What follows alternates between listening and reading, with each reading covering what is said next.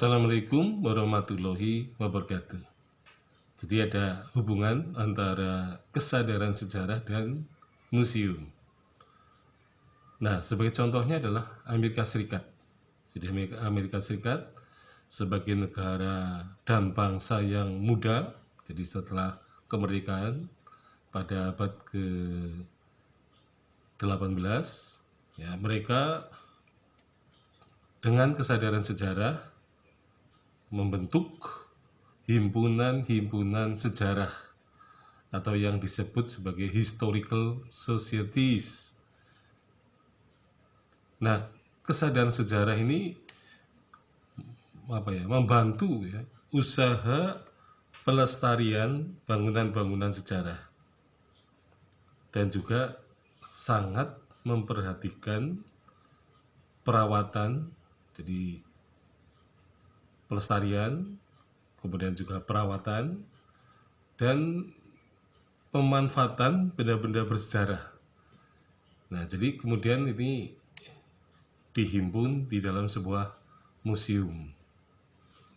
Nah, jadi kesadaran sejarah itu merupakan pangkal dari lahirnya museum, ya, sebuah museum, karena memang dilandasi oleh adanya kesadaran sejarah terhadap bangsanya, ya, dan juga negaranya. Nah, sehingga warga negara harus selalu diingatkan, bahkan kalau perlu dipupuk, ya, pengetahuan sejarahnya, agar dengan sejarah itu mereka akan mencintai negerinya, kemudian mencintai bangsanya, dan seterusnya. Ia akan menghargai sesama manusia.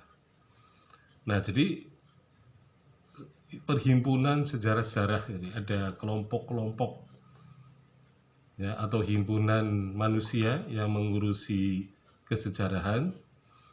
Nah, sehingga dari situ kesadaran sejarah beranjak kepada usaha-usaha pelestarian.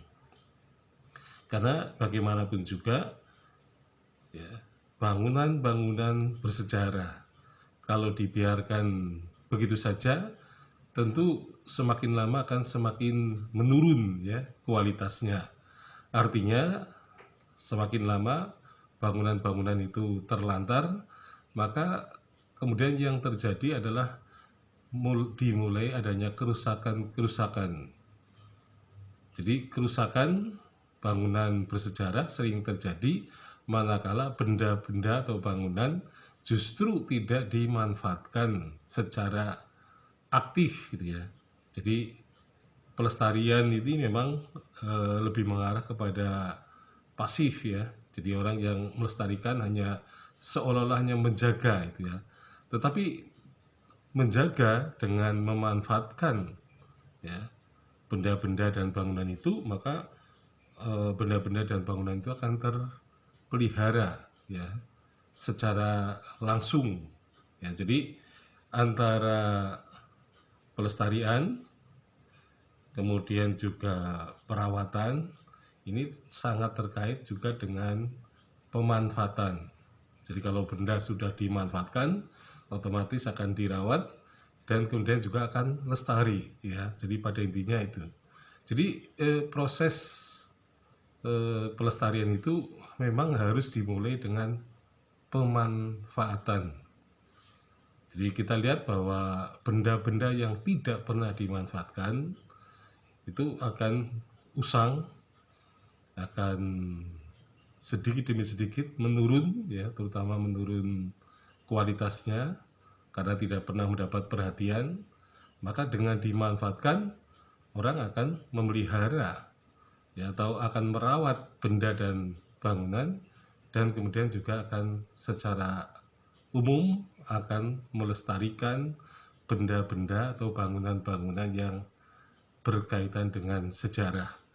Nah, jadi pada intinya kesadaran sejarah memang harus dipupuk bagi setiap warga negara agar mereka selalu mengingat bahwa sejarah tidak bisa diabaikan, bahkan merupakan faktor yang penting dalam kehidupan manusia, terutama untuk meninjau masa lampau dan sekaligus untuk bergerak ke masa depan. Jadi ibarat panah ya yang ditarik dengan busurnya ke belakang, maka ketika busur itu dilepaskan, maka anak panah itu akan bergerak cepat ke depan. Nah, artinya apa? Bahwa kesadaran sejarah itu merupakan landasan bagi suatu bangsa untuk menapaki jejak kemajuan di kemudian hari.